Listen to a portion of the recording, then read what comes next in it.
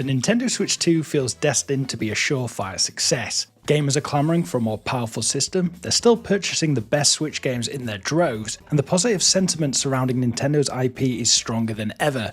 However, history has repeatedly shown that it's almost impossible to bottle lightning twice, and there's a real chance the Switch 2 could fall short of expectations.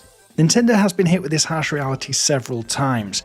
The Wii U was a catastrophic failure after the phenomenal success of the Wii, and the Nintendo 3DS couldn't hold a candle to the Nintendo DS.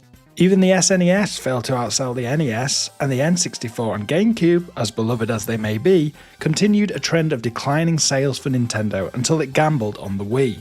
It's easy to say that consumers want more of the same from the Switch 2 then, and that's generally true, but offering a refinement of what we've already had for over 7 years will only appeal to a small majority, and probably won't help Nintendo surpass 100 million units sold again. The novelty of the console's hybrid nature, which was a huge selling point, will be gone, and there's also more competition in the handheld space when previously there was none. Strong rumours of an Xbox handheld and PSP2 could also make some buyers think twice. Focusing on better graphics and performance also yields diminishing returns, which Nintendo will have seen with the PS5 and Xbox Series X sales. Yes, 60 million PS5 sales in almost 4 years might be deemed a success, however Sony has still failed to convince a massive install base of PS4 gamers to upgrade to its latest system, despite innovations like the DualSense controller, and Microsoft is faring far worse. That apathy will only rear its head once again with the inevitable launch of the PS6 and the new Xbox console, and it's something Sony and Microsoft will have to address in the years ahead if they want to succeed. Nintendo, however, has to deal with this issue imminently, when the Switch 2 likely launches in March 2025.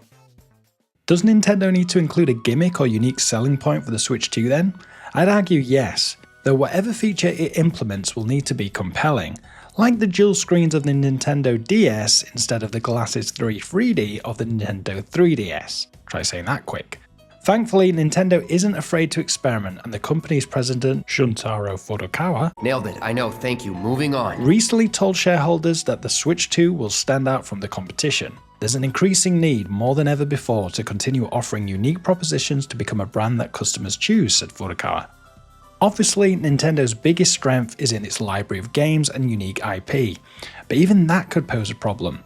It won't be able to rely on an excellent lineup of overlooked Wii U games that barely anyone played, apart from me, and it's delved heavily into its archives to revive forgotten titles for Switch like Super Mario RPG, Paper Mario The Thousand Year Door, and The Legend of Zelda Link's Awakening.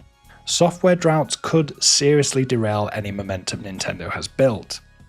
One thing that will hold the Switch 2 in good stead is that it's cultivated millions of new fans over the last 7 years, especially younger gamers. Mario stock is at an all-time high thanks to the success of the Super Mario Bros. Movie and in-person experiences like Super Nintendo World. Suddenly, it's cool to like Nintendo again. The sheer success of the Switch also poses a problem for Nintendo. Even though the Switch has an install base of over 143 million, a mistake the company will want to avoid is making its games cross-gen. Apart from The Legend of Zelda Breath of the Wild, Nintendo ensured that if you wanted to play its new titles like Super Mario Odyssey, you needed the latest hardware. Sony and Microsoft took a different approach, and while it may have seemed astute at the time to ensure millions of players could play newer titles, it led many to believe they didn't need to bother upgrading to the latest system. It also encouraged developers to make minor improvements to PS5 and Xbox Series X versions of Xbox One and PS4 games, instead of creating truly next-gen experiences. 4 years in, only a handful of games couldn't run on Sony and Microsoft's last-gen systems, resolution and frame rate compromises aside. Nintendo has had close to 8 years to think of a compelling idea and worthy successor to the Switch, and I'm confident that it will get things right. However, several pitfalls stand in its way which it needs to avoid. The worst thing it could do is deliver a more expensive, iterative console like a PS5 Pro, but the Kyoto-based company is known to take risks, and that's exciting. Thank you very much for watching this video. If you do like this channel, please hit that like button, hit that subscribe button, and press the little bell for notifications when new videos go live. Thanks a lot for watching. In a bit.